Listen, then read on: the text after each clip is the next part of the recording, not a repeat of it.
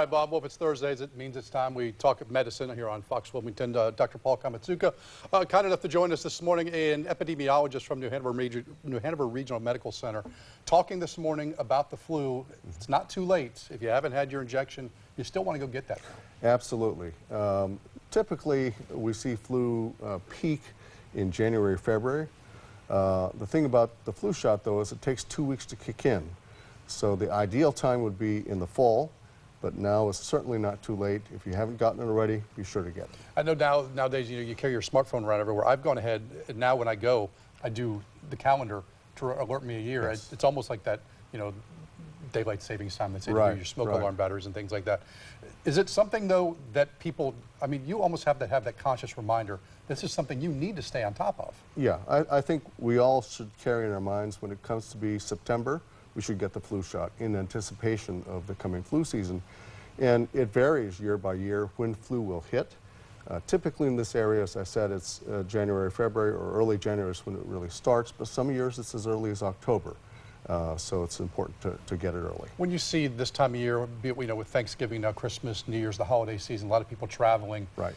How much more susceptible are you when you are in, a foreign country, a foreign place? You're grabbing handrails through airports, Right. things like that. Right.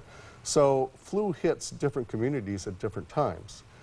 So for example, flu is common even in the summer in tropical climates. So if you're traveling in the summer, Wow. So it's only in temperate climates like we have where it's typically in the wintertime.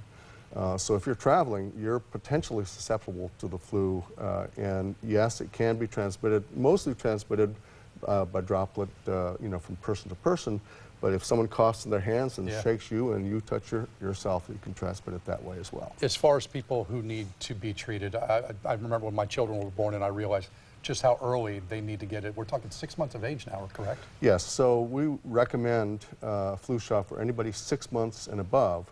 And the thing about children is they're really good transmitters of germs. And kids can be contagious for the flu up to 5 days before they even get sick.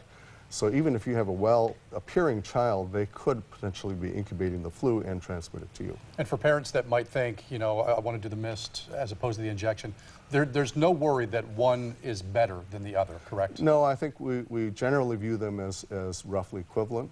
For people who don't like to get shots, the mist can be used up till age 49. Oh, okay. Yeah. That's good. I was going to follow up that with Yeah. if adults could do it as well. Yes, adults can do it as well. I'm still in the ballpark, so Yeah. I don't have to get the injection Good, next yeah. year. But again, I always tag out with this that if you have questions about the flu, you have questions about anything, you never want to email this guy in the newsroom and go, I don't know. Okay. He's got the white coat. The doctor knows. Good. Doc, I appreciate the time Okay. this morning. Thank you. Thank you. Have a good weekend. All We're right. back with more.